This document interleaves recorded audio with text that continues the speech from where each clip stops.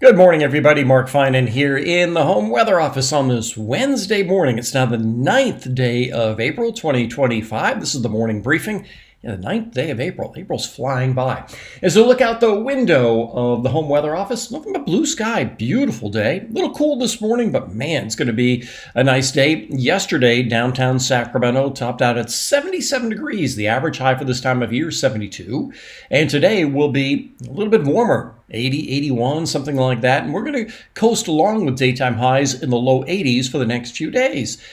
Gotta kind of get used to that sort of thing. 80s pretty common in the month of April, and we often see our first 90s in the month of April. We haven't done it yet. But one thing also to keep in mind for downtown Sacramento, and this is a record that I think one day will fall, the temperatures never hit 100 degrees in the month of April in downtown Sacramento. One of these days that will fall. Maybe not this year, but some year, sometime around April 28, 29, 30, something like that, the temperature will go to 100. It's never hit 100 in April. Someday it will. All right, I digress. This morning, we have clear skies through the area. We have a little bit of snowpack in the Sierra. The snowpack has actually probably reached its peak. And from here, over the next 6 to 8 weeks, we will likely see the snowpack just gradually decrease. But as I mentioned yesterday, we have had a pretty good rain and snow year for the state in terms of water supply. Now, some of you said that in Southern California, we're below average. Well, that's true. But in terms of water supply that comes from the northern part of the state, it's been another good year. And so we have adequate water supply for the state, keeping in mind that a lot of that water goes down south. Don't get me started on water supply. It'll be sufficient for this year. Now, out here in the Pacific, we do have a big area out in here, nice low. This is nice and stormy, but none of that is coming our way. So let's take a look at the chart, the 500 millibar chart. And here is that low out in here. So all that active weather would be out here. And as we go through the next couple of days, that low gradually swings to the north, leaving California basically under some ridging, which means some warmer days for Thursday and Friday, with highs in the low 80s. But as this little thing slides by on Saturday, the temperatures will drop. Mid-70s. It'll be dry, however. Any outdoor plans for this weekend, it's fine. It'd actually be nice on Saturday, but it's probably turning somewhat breezy in the afternoon. A little breezy Saturday night and into Sunday. Then we get another ridge in here. Then for next week, there's a little bit of a low that, yesterday I showed you that the model had this thing coming inland to bring us rain on Tuesday. Now on Tuesday, it's way down to the south, and maybe eventually it comes our way. But especially at this time of year, you never trust a cutoff low. So why do we call it a cutoff low? This is a great example of it. All right, so as we look across the country, you can clearly see where the main jet stream is. So it's here, going through the Pacific Northwest, dives through the plains, and then heads back east, where we have this deep trough. So this is where the main action is, the main jet stream, if you will. So this is where you see progressive systems. But then this little guy out here is just, it has a closed circulation. You notice how the wind arrows are going this way? So this is a circulation unto itself, so it doesn't really have anything to push it along, and that's why they can meander, and the models have a tough time figuring out what they're going to do. And if you look at the GFS, it tries to bring us a chance of rain about 10 days out or so, maybe even 2 weeks. This is the next few days. This is all the way into the weekend. Here's that bit of a north gradient on Saturday afternoon, Saturday night. The gradient will decrease on Sunday. Monday looks nice. Tuesday looks nice. Wednesday, nothing going on. Mild temperatures, no rain. Now we're up to the 19th, 20th, and this is that cutoff that the model's trying to deal with. And yeah, you really can't bet much on that.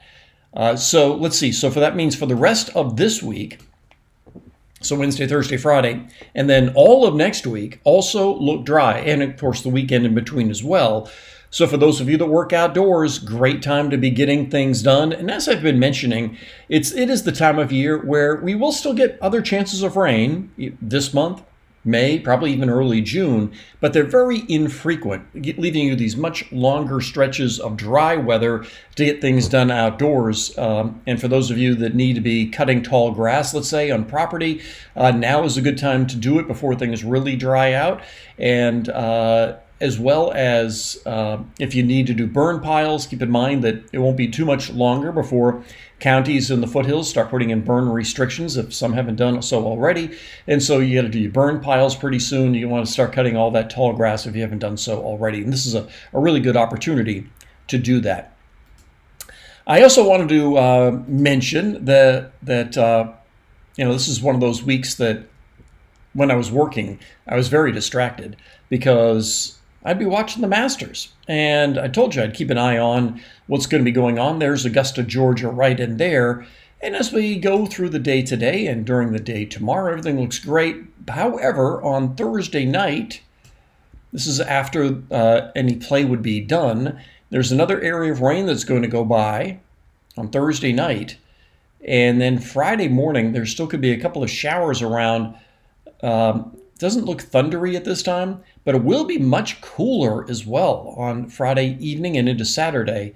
All of that would make the course relatively soft, but I don't see enough rain on Thursday night and Friday to suspend play and that sort of thing, but it would make the course rather soft. But for your television viewing pleasure, I don't think there will be an interruption in play.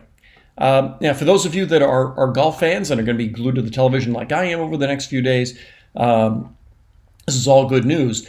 Now, I'd like to hear from you in the comments section, for those of you that are golf fans, who you think might win this year. My money is on Carl Spackler in a Cinderella story, perhaps winning this year.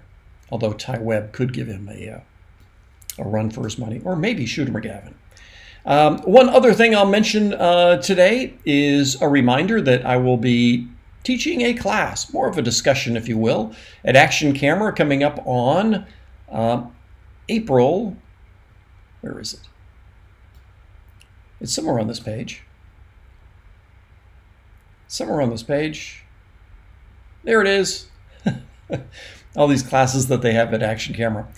April 26th from 4 to 5:30, I'll be talking all things photography. There'll be a little bit of weather in there, but mostly it's photography and how I go about planning a photo shoot, trips that I take for photos, and some of the stories behind the photos, and gear I use, mistakes I've learned, all that sort of thing. So anyway, if you are interested in that, go ahead and sign up. Do keep in mind that this is relatively small. A room holds 50 or 60 people, so you do need to sign up for this in advance. So Saturday, April 26th, 4 to 5 at Action Camera in Rockland, and I will be there. I'm looking forward to that as well. Yeah, that's in a couple of weeks. So that's everything I've got for you on this Wednesday morning. Make it a great day. I'll talk with you later.